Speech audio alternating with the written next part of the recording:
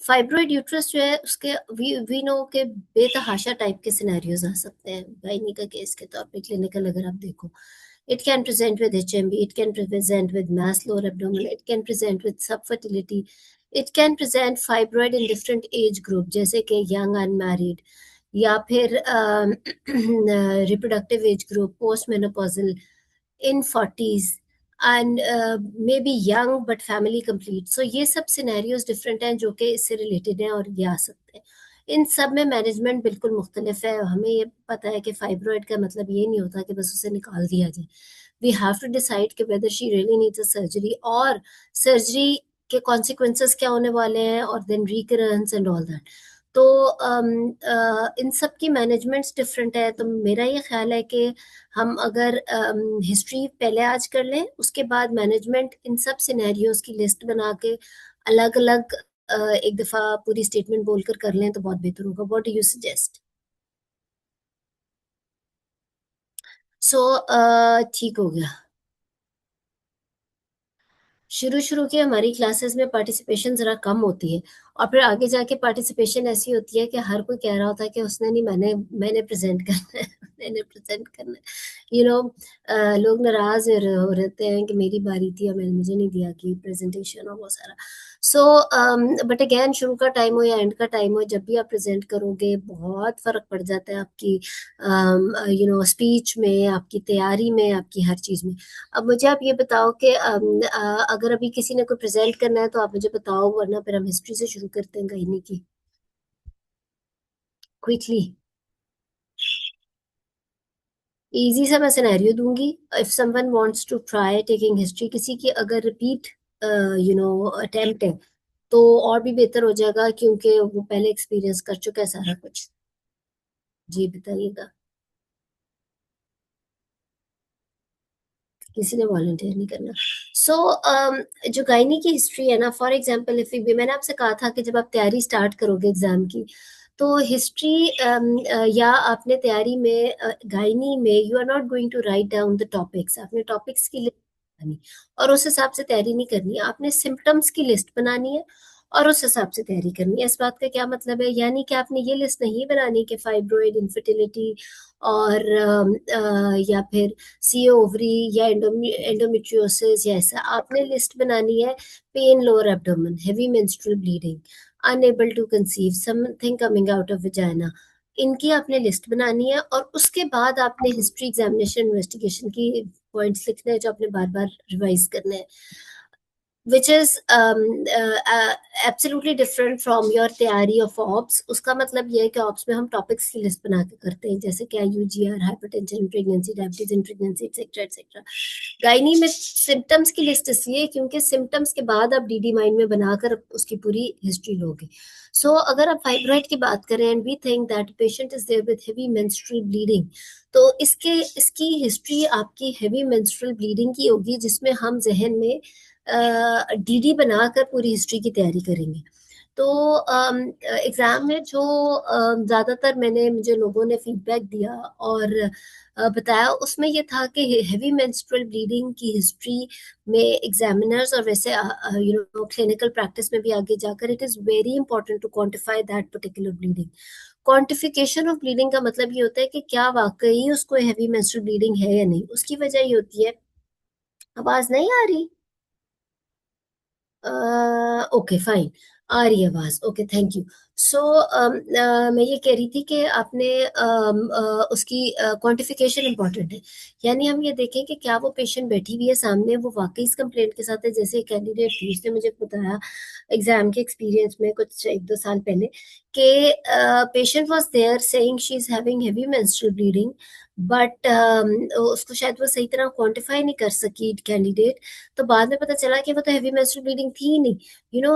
Fibroid which is not actually causing heavy menstrual bleeding does not need any treatment. We all know that it's not cancerous and it's an asymptomatic fibroid.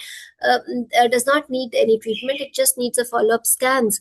So तो she told me कि वो patient कह रही थी कि क्योंकि उसके जहन में आ गया कि अल्ट्रासाउंड में एक फाइब्रॉइड आया हुआ है छोटा मोटा सा और उसे उसे लगा या किसी ने बता दिया नेट सेट से, उसने पढ़ लिया कि उससे ब्लीडिंग होती है तो उसे लगा कि शायद उसे भी है और वो हर डॉक्टर के पास जा जाके ब्लीडिंग ब्लीडिंग ब्लीडिंग, और एग्जाम में भी वो बैठी हुई थी, और because the candidate got an idea, उसको पेशेंट ने बताया कि उसको अल्ट्रासाउंड पे फाइब्रोइड बताया है और वो heavy menstrual bleeding, and the candidate treated her, but later on they found out कि उसको तो ब्लीडिंग थी ही नहीं।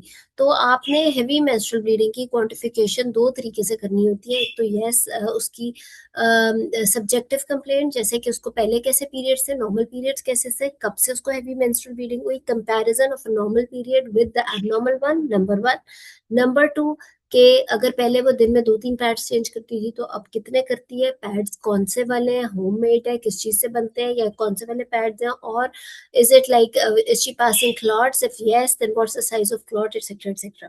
और कितने दिन तक वो पीरियड्स रहते हैं, क्या वो अपने टाइम पे आते हैं, या कंटिन्यूस ब्लीडिंग है, या इंटरमेंस्ट्रुअल भी है, या पोस्टमेंस्ट्रुअल भी, ऑफ कोर्स वो सारा हम डीडी के हिसाब से रूल आउट करते हैं। एक तो आपने सब्जेक्टिव उससे कर लेने हैं क्वांटिफिकेशन, दूसरी आपने उसके क्वालिटी ऑफ लाइफ से करना है, यानी कि ये हेवी ब्लीडिंग उसकी क्वालिटी ऑफ लाइफ पे किस हद तक अफेक्ट कर चुकी है, जिसका मतलब ये है कि क्या वो शॉर्टनेस ऑफ ब्रेथ का, अनीमिया के सारे सिम्टम्स मौजूद हैं, और अगर अनीमिया के सारे सिम्टम्स मौजूद हैं तो क्या वो उसको क्या उसे कहते हैं, उसकी कितनी क्वालिटी ऑफ लाइफ को अफेक्ट कर रहे हैं। There may be a patient who can not even go for a job because of such type of bleeding, who may not be able to do normal household work because of this bleeding, etcetera etcetera. तो इसे कहते हैं quality of life. Gynae के अंदर जब भी आप किसी सिम्टम का हिस्ट्री डिटेल में लोगे तो उसको हमेशा क्वालिटी ऑफ लाइफ के साथ रिलेट करके, जिसे कहते हैं ना QOL स्कोरिंग, इसके पूरे परफॉर्मर्स भी वैसे होते हैं बने हुए, और लेकिन बट QOL यानी क्वालिटी ऑफ लाइफ के हिसाब से उसको रिलेट करना बहुत ज़रूरी है, ताकि हमें पता चले कि क्या ये पेशेंट वाकई इस ट्रीटमेंट की हकदार है जो हम इसे ऑफर करने वाले हैं। तो मैं आपको उस कैंडिडेट का ही एक्सपीरियंस बता रही थी कि so she could not quantify the patient और ब्लीडिंग हर इटसेल्फ, और उसकी वजह से व्हेन शी ट्रीटेड हर तो वो एक अननेसेसरी ट्रीटमेंट हो गई, यानी कि जिसे कहते हैं ना सर्जरी आप कर रहे हो, आगे जाके पता चले कि उसको तो सर्जरी की जरूरत ही नहीं थी। अच्छा, उसके अलावा ये कि जब आप हिस्ट्री में उसकी सब्जेक्टिव कंप्लेंट को एलैबोरेट करके उसके आपने सिम्टम्स को यानी क्वालिटी ऑफ लाइफ से रिलेट करके देख लिया, तो फिर एक क्लिनिकल एग्जामिनेशन से भी हमने रिलेट करना होता है, यानी कि अगर एक पेशेंट इतनी हैवी मेंस्ट्रुअल ब्लीडिंग के साथ वो कह रही है कि साल भर से उसे या 6 महीनों से इतनी ब्लीडिंग हो रही है जो कि नॉर्मल साइकिल से काफ़ी एबनॉर्मल हो चुका है, तो उसको क्लिनिकली भी तो पैलर होना चाहिए, उसका HB भी तो कम होना चाहिए। So sometimes a patient is trying to convince you that she is having heavy menstrual bleeding, but when you get to know about the hemoglobin, तो फिर you have to review the patient कि HB तो ठीक है, तो accept कि वो oral iron या ऐसी चीजें ले रही हो। अगर ओरल आयरन ले रही है और HB ठीक है तो डज नॉट मीन कि उसको HMB नहीं है। अगर तो ओरल आयरन या कुछ भी लेने के बगैर भी उसकी HB वो क्या है, उसकी 13-12-13 HB है, और वो कह रही है कि 6 महीने से पता नहीं क्या मुसीबत ब्लीडिंग पड़ गई, क्या हो गया, तो you need to review the patient के HB तो उसकी ठीक है, तो क्या वाकई वो ब्लीडिंग इतनी है, तो ये सारी चीजें आपस में रिलेट करके फिर आप मैनेजमेंट की तरफ जाते हो। It's not just that a patient is having a fibroid and she is saying she is having heavy menstrual bleeding और आप क्विकली बुकिश तरीके से उसकी हिस्ट्री ले लो और फटाफट उसकी मैनेजमेंट बोलना शुरू कर दो। असेसमेंट इसको नहीं कहते, असेसमेंट इसको कहते हैं कि आप उसको किस तरीके से असेस कर रहे हो कि वाकई उसको वो मैनेजमेंट चाहिए या नहीं चाहिए, और उस मैनेजमेंट से उसको कोई फायदा भी होना है या नहीं, और उस चीज से वो कभी रिकर तो नहीं हो जाएगा। There are few conditions in gynae जिसमें आप रिकरेंस को कंसिडर करते हुए ट्रीट करते हो पेशेंट को, तो ये सारी चीजें बहुत इंपॉर्टेंट है। तो हिस्ट्री का हमेशा यही पैटर्न आपने बनाना है। So whenever patient is saying she is having heavy menstrual bleeding, of course after biodata you start from the normal cycle, you never start from the present cycle all of a sudden. आप उसकी normal cycle से शुरू करते हो कि अच्छा you start from menarche, कि menarche उसको कब हुआ, उसके बाद उसको किस तरीके से डेली कितने पैड्स वो चेंज करती रही, कितना वो सब, is it associated with pen lower abdomen और नॉट, और इफ यस तो उसकी थोड़ी सी डिटेल्स और वो सारा, और फिर आप उसको आगे लेके चलोगे। और आखिरी ऑफ कोर्स जो पार्ट होगा हिस्ट्री का वो ये होगा कि अब तक की उसकी क्या, उसको क्या बताया हुआ है about the symptoms and about the management, और उसका अपना अब तक का क्या प्लान है। तो ये सारी चीजें आपने इसी तरीके से लेकर चलनी होती है। अगर किसी ने हिस्ट्री में वॉलंटियर करना है तो कर दे, मैं आपको सिनेरियो दे दूंगी। या किसी ने कोई कमेंट, या किसी ने एग्जाम का कोई एक्सपीरियंस।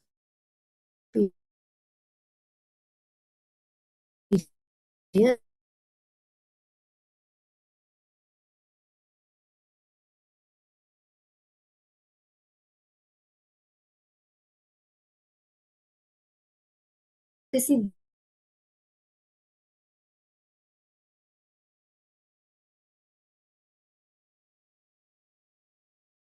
दोस्त का एक्सपीरियंस, बिकॉज इसलिए जब मैं कहती हूँ कि ग्रुप बनाओ, और आखिरी है कि when you are making a group या फाइंडिंग, उन्हें काफी एक्सपीरियंस हो चुका होता है, जो बहुत इंपॉर्टेंट टिप्स होती हैं। So when you they can not only आपकी पढ़ाई के दौरान there be your teachers also. सो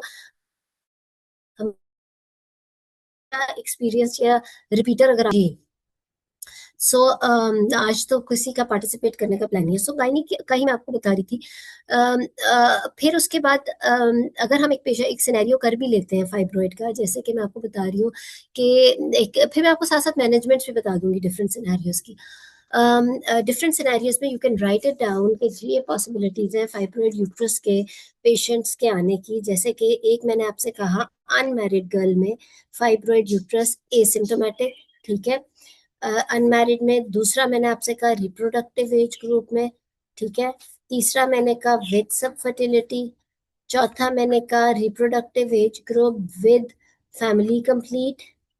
पांचवा मैंने कहा 40+ या 45+ विद फाइब्रॉइड। और छठा मैंने कहा पोस्ट मेनोपॉजल।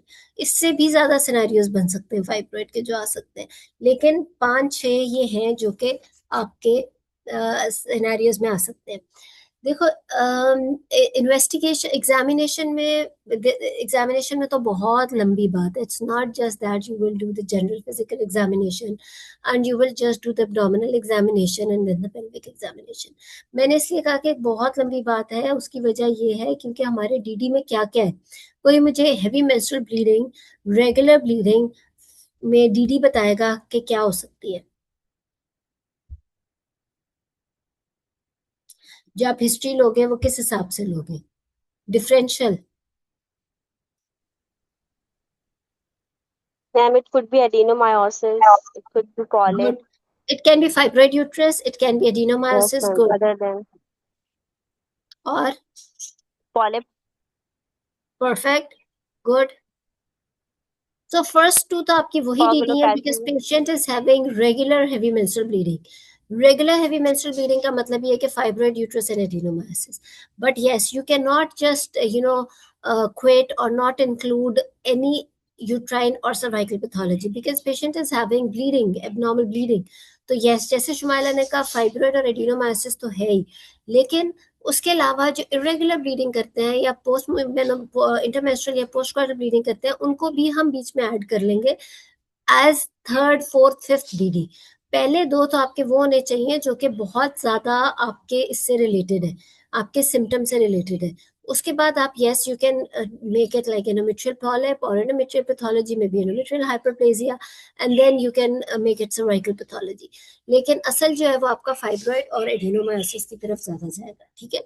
अच्छा, उसके बाद आप जब इसका एग्जामिनेशन करोगे, तो मैं आज क्विकली कवर करा रही हूँ क्योंकि मेरा मूड है कि पांच छह सिनेरियोज जो इसकी मैं आपको जल्दी जल्दी मैनेजमेंट्स भी करा दूँ। एग्जामिनेशन के अंदर जनरल फिजिकल का जो नॉर्मल आपका जनरल फिजिकल होता है वो तो करोगे, but will emphasize more on pallor basically, and if she has shortness of breath और एनीमिया की हिस्ट्री, तो it's better to do cardiovascular examination also on abdominal examination if there is a mass. Definitely आपने इसके अंदर science of fluid भी देखना है abdomen के अंदर, जिसके अंदर आपकी शिफ्टिंग डलनेस और फ्लूइड थ्रिल आ जाता है। और पेल्विक एग्जामिनेशन के अंदर इस पे हम एक पूरी डिटेल में क्लास भी कर लेंगे। मैं क्विकली मैनेजमेंट इसलिए करना चाह रही हूँ क्योंकि हिस्ट्री एग्जामिनेशन इन्वेस्टिगेशन में ज्यादा डिटेल डिस्कशन होती है अगर if you have a volunteer या कोई प्रेजेंटर हो तो। लेकिन मैं आपको एक क्विक सी समरी बता रही हूँ। देन इन्वेस्टिगेशंस के अंदर देखो, अगर तो पेशेंट है अनमैरिड या रिप्रोडक्टिव एज ग्रुप में, या अदर देन सब फर्टिलिटी। सब फर्टिलिटी में तो यार जाहिर ही बात है सब फर्टिलिटी वाली सारी आ जाएंगी चीजें।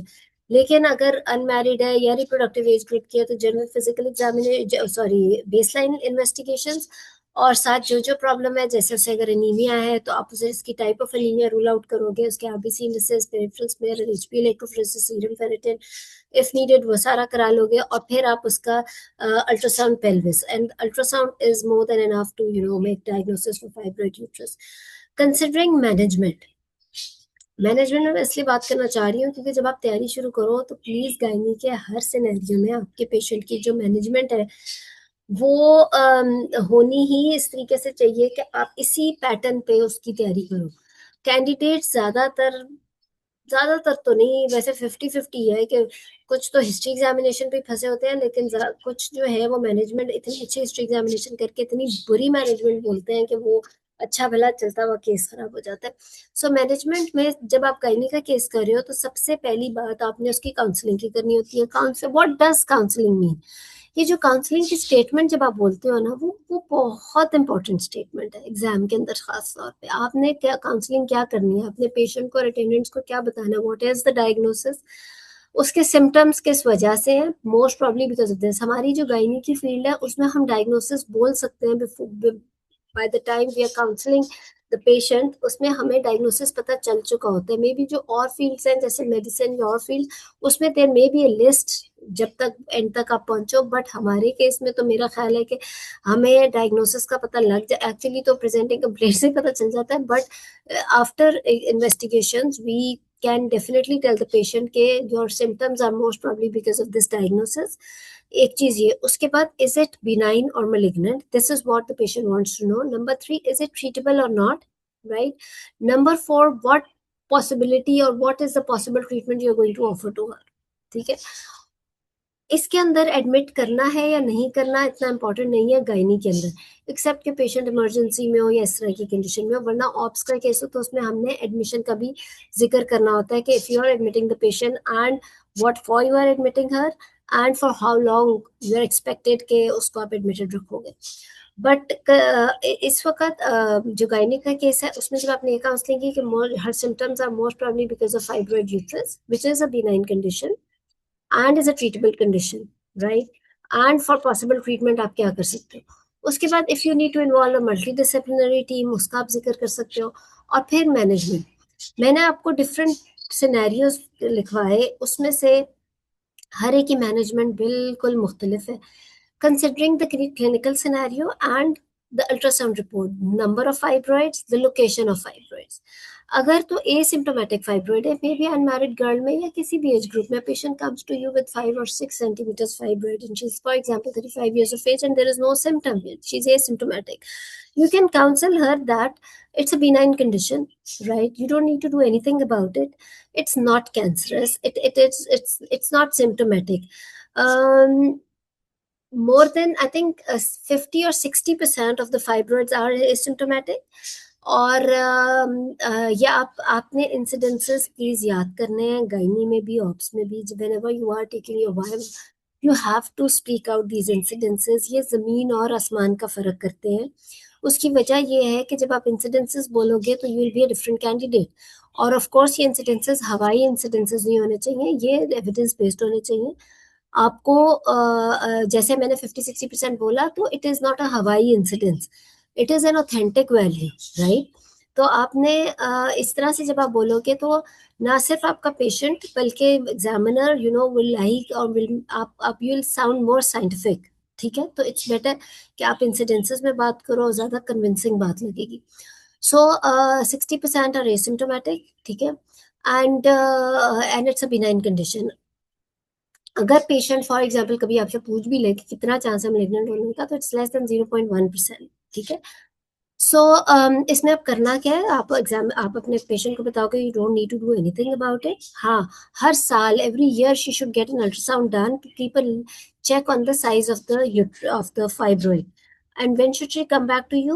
If the size has increased rapidly, right? Number 2, if the symptoms develop. Number 3, if on ultrasound they see any changes in the fibroid, maybe the degenerative changes or anything, then it's better that she should come to you. Otherwise, she may not need to come to you, and when she reach menopause, the size will shrink. तो आपने क्या counselling की asymptomatic fibroid वाले patient में? आपने 3 बातें बोली। आपने एक तो बताया उसको कि इट्स बिनाइन और it will not cause any harm if it's asymptomatic. Number 2 ये कि she should get an ultrasound done every year to keep a check on the size of the fibroid. Number 3, when should she come back to you? If the size repeat is increased, rapidly, if there is rapid increase in the size, ना और या फिर ये कि symptoms develop, या फिर ये कि ultrasound में there are few changes that are seen by the sonologist. So अब आप इसकी काउंसलिंग देखो, हर चीज की अगर काउंसलिंग और ये सारी चीजें आपके फिंगर टिप्स पे हो तो it will make you a different candidate. Instead के कोई हवाओं में जाकर चला गया है और वहां पर बैठ के कह रहे कि because she is asymptomatic I not do anything because it's benign, और चुप हो गया। एग्जामिनर कहेगा अच्छा बिनाइन है, तो अब क्या वो घर चली जाए? घर जाके मतलब she should forget about it? No, there is a mass in the uterus, how can she forget about it? Then what she should do? मतलब instead of that you should keep on talking and you should tell the examiner, मतलब अपना time नहीं exam में waste करना, और अपने patient को आपने कंप्लीट मैनेजमेंट बतानी है हर चीज को लेकर। फिर अगर अनमैरिड है, there is a big mass and it's causing symptoms. Symptoms क्या हो सकते हैं? ब्लीडिंग हो सकती है, उसका वो हो सकता है, उसका मैस के प्रेशर सिम्टम्स हो सकते हैं, यूरिनरी रिटेंशन हो सकता है, एक्सेट्रा एक्सेट्रा। तो definitely she needs treatment. And what is the treatment?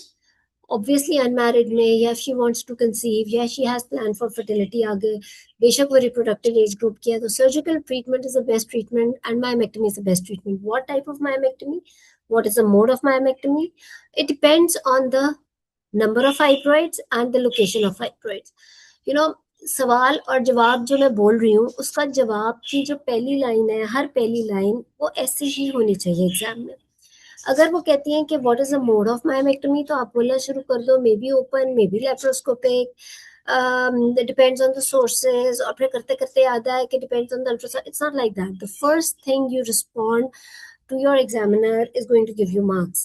If agar kay mode of myomectomy and your answer is that it depends on the number of fibroids and location of fibroid, so the answer looks beautiful, right?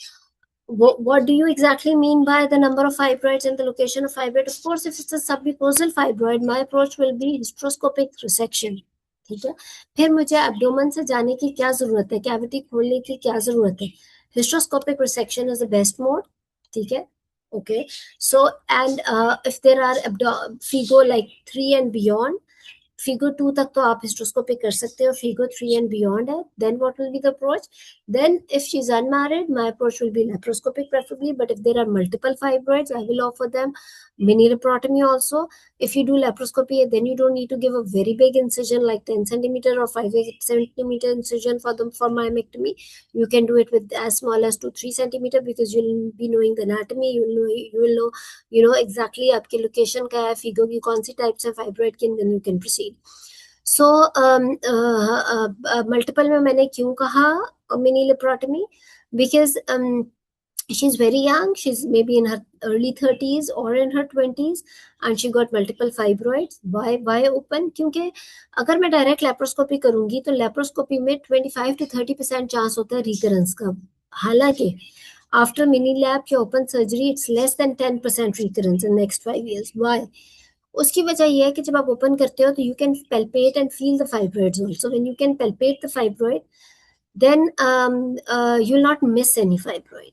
कि छोटे से छोटा जिसे कहते हैं seedling fibroid या less than 1-2 centimetre fibroid भी आप मिस नहीं करोगे। लेप्रोस्कोपी में we know that we don't take hands inside the abdomen, so when we don't take hands inside the abdomen we are not able to palpate, we are just seeing through the camera, and when we are seeing through the camera only then there is a chance कि कोई seedling myometrial fibroid maybe figo type 4 और 3 हमें नजर ना आए क्योंकि वो myometrium के अंदर embedded है और वो छोटा मोटा रह जाए, क्योंकि स्कैन पे जो होता है वो से अगर स्कैन पे 5 फाइब्रॉइड्स दिए हैं तो आई एम टेलिंग यू 8 से कम नहीं निकलेंगे इंट्राऑपरेटिवली।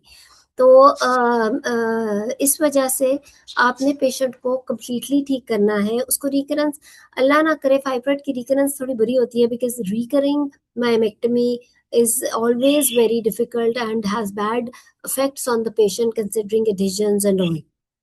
So आपने रिकरिंग वो नहीं करना। और उसके बाद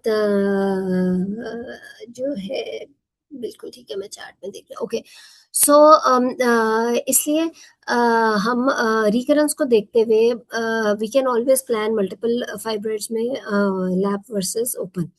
then there may be a single fibroid which is FIGO 3 और बियॉन्ड, तो उसमें laparoscopic myomectomy is absolutely great, चाहे जितना मर्जी बड़ा साइज हो यूट्रस का या फाइब्रॉइड का, कैन बी रिमूव लेप्रोस्कोपिकली, बहुत खूबसूरत अंदाज में।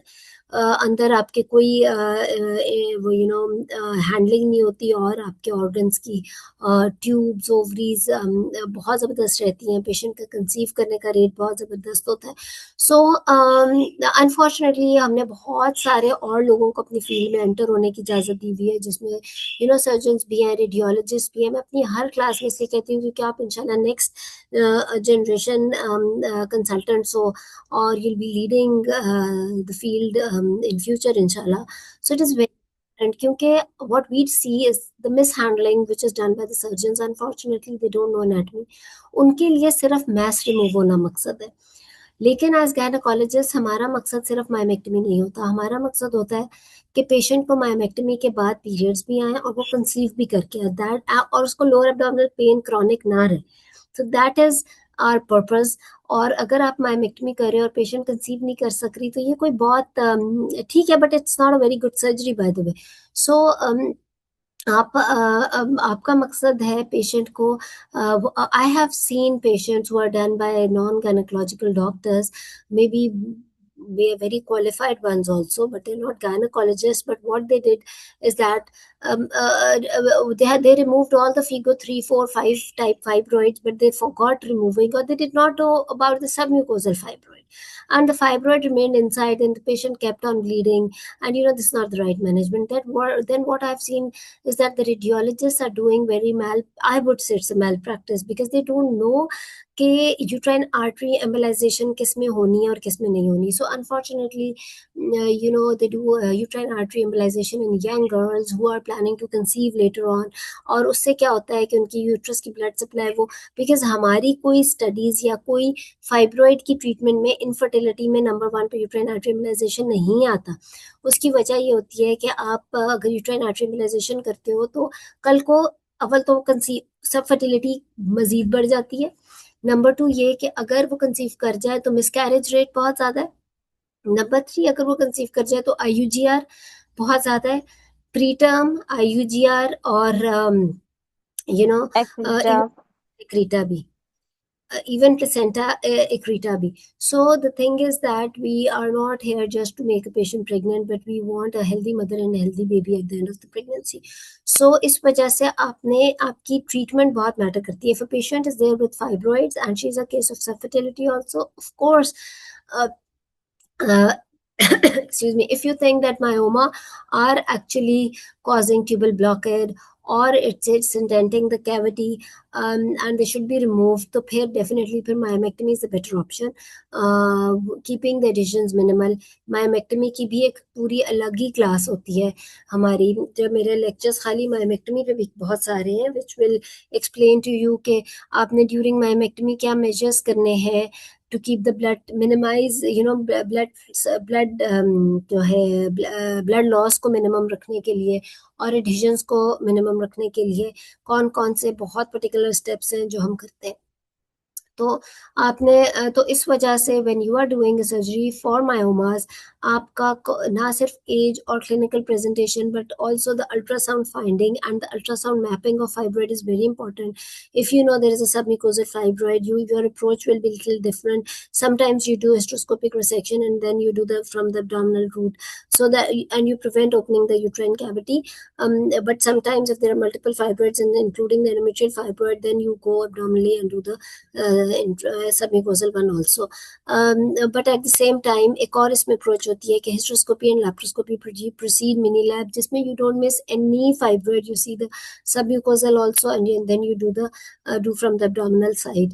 एंड देन फिर इसके अंदर अगर यंग पेशेंट है, मैरिड है, रिप्रोडक्टिव एज ग्रुप में या सब फर्टिलिटी के साथ है, तो आप इसमें डाई टेस्ट की बात होती है, I would like to do the dye test during myomectomy. उसकी वजह ये होती है कि at the time of myomectomy मुझे ट्यूबल स्टेटस का एग्जैक्टली पता चल जाता है, and it helps in the counselling of the patient also. But at the same time there are few people या कुछ डिपार्टमेंट्स होते हैं जिनका प्रोटोकॉल होता है कि they don't do dye test during myomectomy, and the reason is that dye itself is unsterilized actually.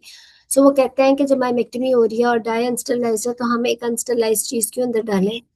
और obviously myomectomy के 3 months बाद we will be checking the tubes before going ahead with the fertility treatment. और उसकी वजह यही होती है कि ये जो ट्यूब्स होती हैं, बिकॉज ऑफ मायोमेक्टमी और the surgery itself adhesions chance होता है कि वो ब्लॉक हो जाए। तो अगर अभी ड्यूरिंग मायोमेक्टमी ट्यूबल टेस्ट करने में ट्यूबें ओपन भी हुई तो क्या पता 3 या 6 months के बाद वो ब्लॉक हो, तो we have to check them in any case. So what I think, why do I believe that I would like to do the dye test during myomectomy, and the reason would be कि एक चीज तो ये कि if you end up in opening the endometrial cavity, which is an important thing to notice and you have to mention it in the notes also, क्योंकि आगे obstetrical history is depending a lot, the antenatal care and the obstetrical history is depending a lot on the step that whether you have opened the endometrial cavity or not. So अगर endometrial cavity open होती है तो because of the dye and the change of color I'll get to know exactly the cavity is open, number one. number two ये कि मैं उस वक्त tubal status मुझे पता चल जाएगा। हाँ, if it is sensitized I like to use saline and I will wash the cavity and the tubes with the saline before proceeding with the myomectomy। तो वो तो दोनों चीजें जस्टिफाई आप कर सकते हो, और इन दोनों को आप जिसका जो प्रोटोकॉल डिपार्टमेंट में है यू कैन फॉलो दैट।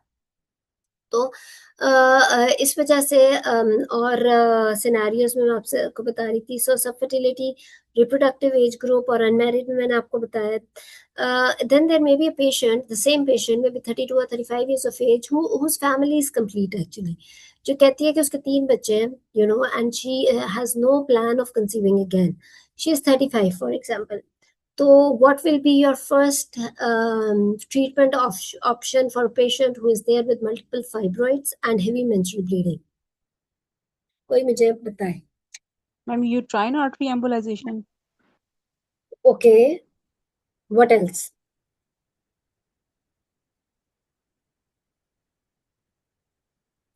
ठीक है, this a very good answer. किसी ने कुछ और? मैम फिर सेकंड पे हिस्टेक्टमी भी उसको ऑफर कर सकते हैं कि उसने फैमिली तो Very आगे good. करनी नहीं है, और कंप्लीट है। कोई और?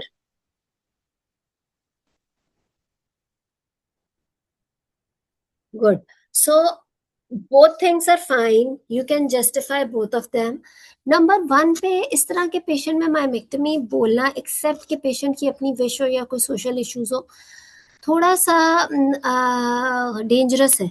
क्योंकि 35 में मल्टीपल फाइब्रॉइड्स में आप ओपन करके मायोमेक्टमी कर रहे हो, तो क्या पता वो 5 साल बाद 40-42 में दोबारा सेम कंप्लेंट के साथ आ जाए, तो तब क्या करोगे।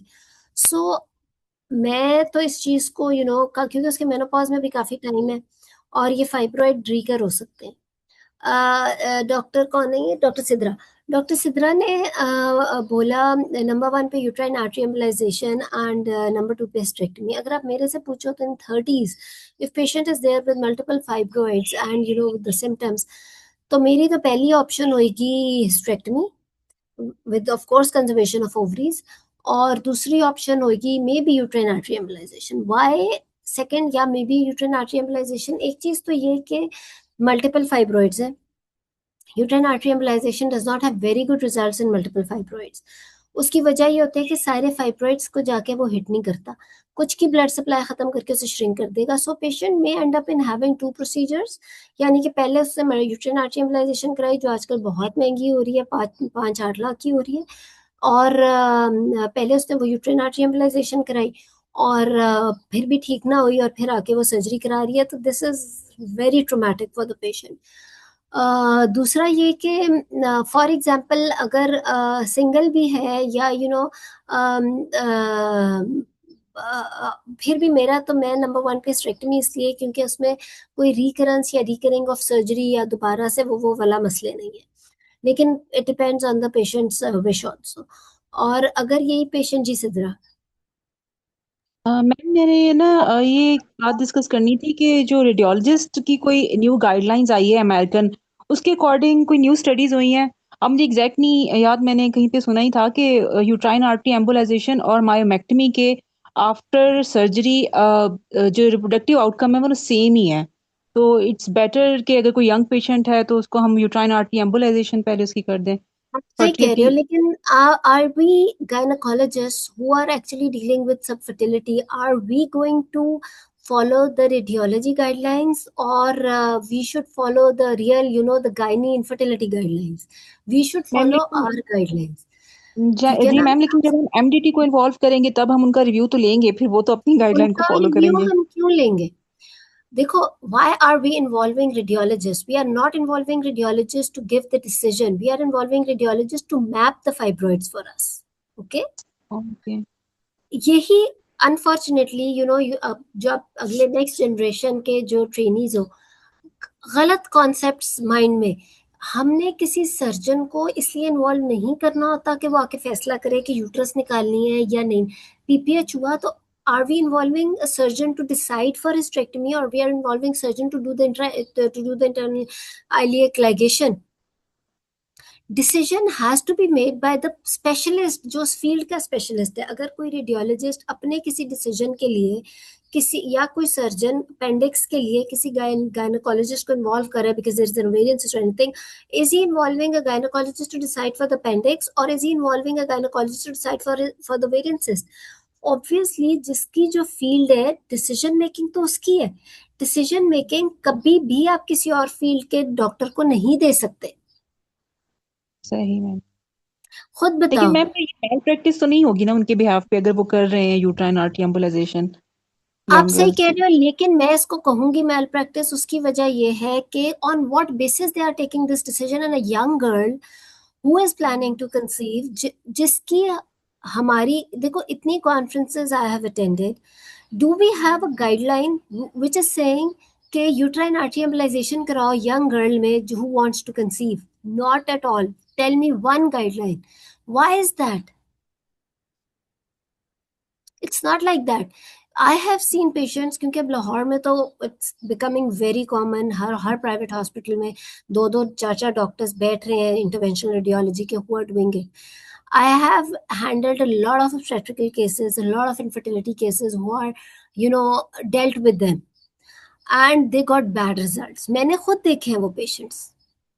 इसलिए मैं इस चीज के बहुत अगेंस्ट हूँ। Unknowingly ending up in accreta, primi gravidas, ठीक है, she is married, I have dealt with her, she is married for 10 years, she conceived after uterine artery embolization, उसका फाइब्रॉइड खत्म हो गया था, but she had such bad accreta. What's the point of this pregnancy if mother, alhamdulillah we saved her life, but what's the point of this pregnancy जो कि इस पे end up हो? इंस्टेड शायद यही प्रेगनेंसी हो सकती थी मायोमेक्टमी के बाद, शायद कोई इंटरवेंशन और नहीं हुई, she ended up in myomectomy. I have seen so many patients जिनको they are not able to conceive because of, who end up in miscarriages, who end up in IUGRs। हमारी तो स्टडीज ये कहती हैं। Okay ma'am. So it is a malpractice because they are interfering other people's fields जो patients उन्होंने deal ही नहीं किए। How can a radiology guideline से this? Because are they dealing with this much number of infertility patients? They are not. जो there has to be a substantial amount of patients to give a guideline ना। तो are they dealing with this much amount of infertility? Why are they dealing with infertility patients? Why the radiologists are dealing with infertility patients? सबसे पहले तो यही सवाल आ गया ना कि रेडियोलॉजिस्ट इनफर्टिलिटी के पेशेंट्स को डील ही क्यों कर रहे हैं? सर्जन इनफर्टिलिटी के पेशेंट्स को क्यों डील कर रहे हैं? सर्जन फाइब्रोइड्स को क्यों ट्रीट कर रहे हैं? सर्जन एंडोमेट्रियोसिस को क्यों ट्रीट कर रहे हैं? सर्जन हेवी मेंस्ट्रुअल ब्लीडिंग में हिस्टेरेक्टमीज को क्यों ट्रीट कर रहे हैं? It's not their field at all. वो इसलिए कर रहे हैं क्योंकि gynecologists are letting them do it, number one. Number two, ये कि because the senior gynecologists and we all are gynecologists, we are letting the surgeons do it. तो जो अब नए ट्रेनीज आ रहे हैं, जैसे सिद्रा ने अपनी बड़ी अच्छी बात है, you should ask questions, तो उसके माइंड में यही बात आ गई कि शायद they can give a decision, but just tell me, for the patient who is having subfertility, क्या रेडियोलॉजिस्ट उसकी मैनेजमेंट डिसाइड करेगा कि वेदर शी नीड्स मायोमेक्टमी और व्हाट? सो आई क्या रेडियोलॉजिस्ट को इस हद तक भी पता है कि किस साइज के फाइब्रॉइड में क्या करना है अगर पेशेंट ने कल को एम्ब्रियो ट्रांसफर कराना है? Not at all. ठीक है ना, मतलब दे डोंट नो कि कितने साइज तक के फाइब्रॉइड्स एंडोमेट्रियल ब्लड सप्लाई को क्या कर रहे हैं, तो एम्ब्रियो ट्रांसफर या एम्ब्रियो इम्प्लांटेशन के सक्सेस रेट को क्या हो सकता। ये तो जाहिर है जिसकी फील्ड है, जिसने सारी जिंदगी लगा दी इस काम में, वो डिसाइड करेगा ना। ठीक है, so yes, uterine artery embolisation मैं तो उसके अंदर प्रेफर करूंगी जैसे 40 प्लस है, she has fibroid, preferably single fibroid, उसके अंदर of course because she is approaching menopause in few years, तो आप उसके अंदर यूट्राइन आर्टरी एम्बोलाइजेशन को ऑफर करो, she will be safe from major surgery, एक हाई मॉर्बिडिटी से बचेगी, और उसके अंदर आप यूट्राइन आर्टरी एम्बोलाइजेशन ऑफर करो, और उसके अंदर रिकरेंस भी कम है because she will be approaching menopause soon. अगर छोटा मोटा हो भी जाता है, रह भी जाता है फाइब्रॉइड, तो वो मेनोपॉज के बाद जाके श्रिंक हो जाएगा। दूसरी बात ये कि ऑफ कोर्स अब तो खैर वैसे because I am telling you कि लाहौर में तो बहुत लोग बैठ रहे हैं, you are doing lot of, हर प्राइवेट हॉस्पिटल में यूट्राइन आर्टरी एम्बोलाइजेशन के 2 या 3 लोग तो बैठे हुए हैं जो कर रहे हैं, they doing very good work. तो मल्टीपल फाइब्रॉइड्स में भी they can reach the end arteries, and you know even in multiple fibroids ये श्रिंक हो जाते हैं, तो उसमें भी, बट अबव 40 मैं तो कहूंगी। 30s में it's little tricky, especially for subfertility. You have to do, it's better to do myomectomy, and you conserve her, of course, ovaries, tubes, and her fertility, सारा कुछ। और अगर फैमिली कंप्लीट है तो you can even offer her hysterectomy, except के patient की अपनी wishes हो, और पेशेंट जो है यू नो सोशल इश्यूज की वजह से ना कराना चाह रही हो, तो फिर यस, फिर नंबर 1 पे uterine artery embolization, explaining to her the recurrence rate versus myomectomy. ठीक है, किसी ने यस कोई मैम। क्वेश्चन कर? I hope I have convinced you. और ये मैं बेसिकली, हमारी डिस्कशन का मकसद ही होता है कि we reach you know conclusion and convincing point कि ये होना चाहिए, वरना देखो ओवरऑल वुमेन हेल्थ जो है ना फिर बड़ी इफेक्ट हो जाती है, बिकॉज हम सब अपने अपने हॉस्पिटल्स में देख रहे होते हैं कि बिकॉज ऑफ बैड डिसीजन कोई ना कोई फाइब्रॉइड रह गया, सब म्यूकोसल फाइब्रॉइड रह गया यंग बच्ची में, तो क्या अब वो दोबारा सर्जरी कराएगी सारी चीज के लिए, एटसेट्रा एटसेट्रा। सो ये सारी चीजें इसलिए इंपॉर्टेंट है बिकॉज यू, आप सब इंशाल्लाह आगे कंसल्टेंट्स बनने जा रहे हो, you all will be the fellows, और you will be the leaders इंशाल्लाह। तो ऑब्वियसली यू शुड नो के किस वक्त किस हद तक मल्टी डिसिप्लिनरी टीम का क्या रोल है। यस, बहुत रोल है, रेडियोलॉजी का बहुत रोल है। You need to map the fibroids, आपने फीगो की टाइप्स को देखना है उसकी फाइब्रॉइड की कि एग्जैक्ट क्या है, ताकि आप पेशेंट को अकॉर्डिंगली काउंसल करो। अब तो नई नई स्टडीज आ रही है मायोमेक्टमी को लेके, अब वो कहते हैं कि अगर डिफरेंट बहुत ज्यादा आपके मल्टीपल फाइब्रॉइड्स हैं and there is a huge fibroid, and if you think that there is a huge you know myoma bed और मायोमा कैविटी जो बहुत डीप है, तो it's always better to open the cavity also and then do the suturing. उसकी वजह यह है कि अगर डीप मायोमा कैविटी है तो अगर कोई ब्लीडिंग या ब्लड हो तो वो कैविटी से ड्रिबल होता रहेगा, और आप अच्छी रिपेयर कर दो तो ठीक रहता है, etcetera etcetera. There are even studies coming for opening up the cavity और नॉट। जी सर, जी सोबिया जी, अस्सलाम वालेकुम। तालिकम जी ma'am sir.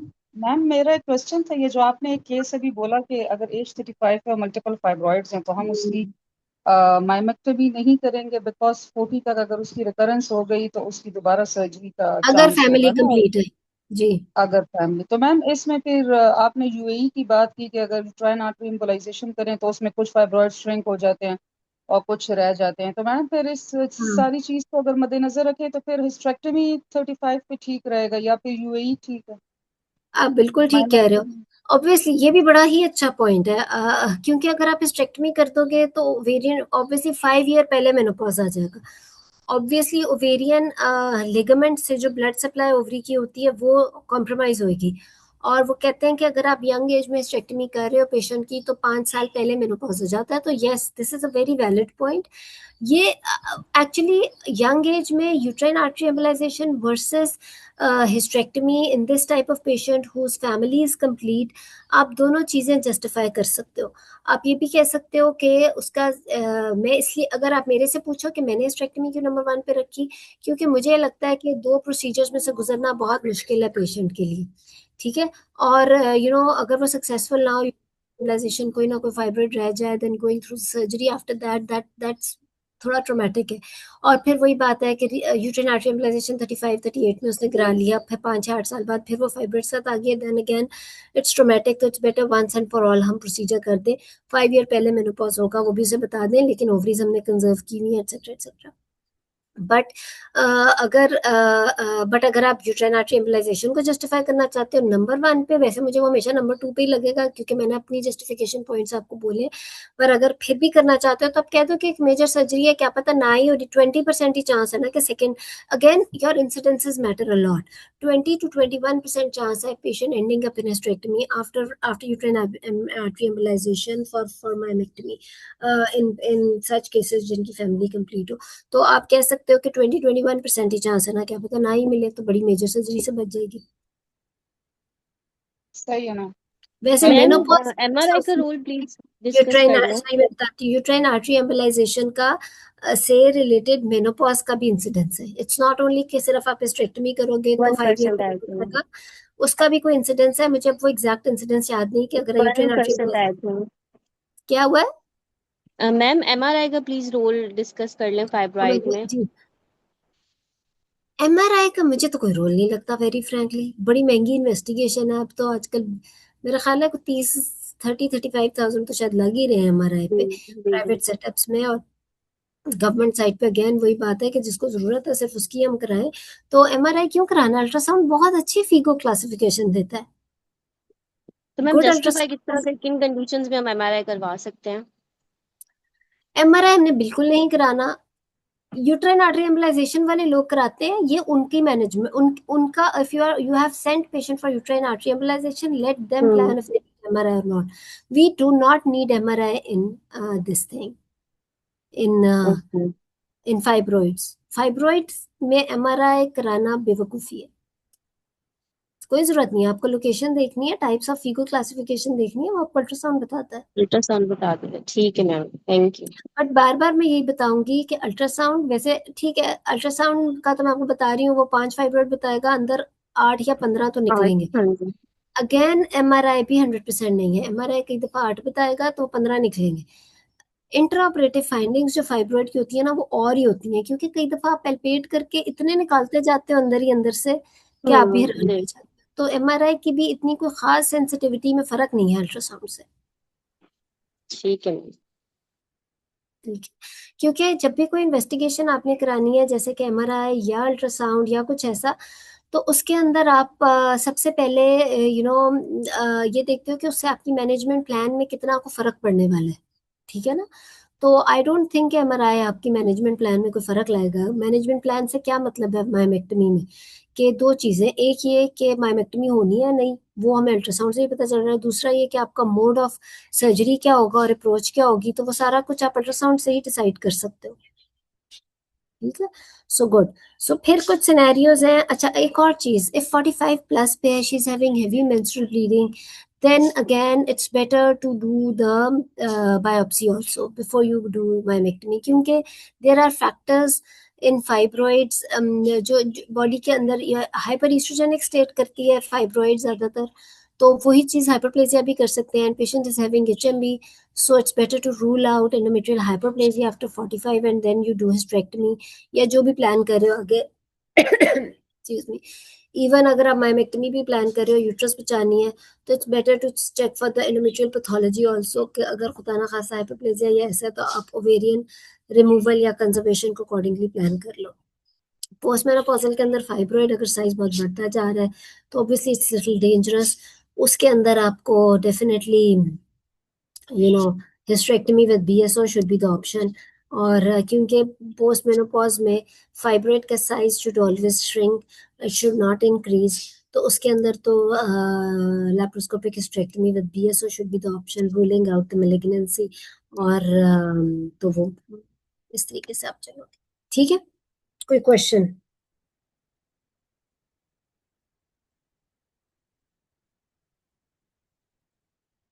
So I think मैंने क्विकली आपको थोड़ा सा इसलिए एक ओवरव्यू सा दिया है fibroid with different clinical scenarios, ताकि आपको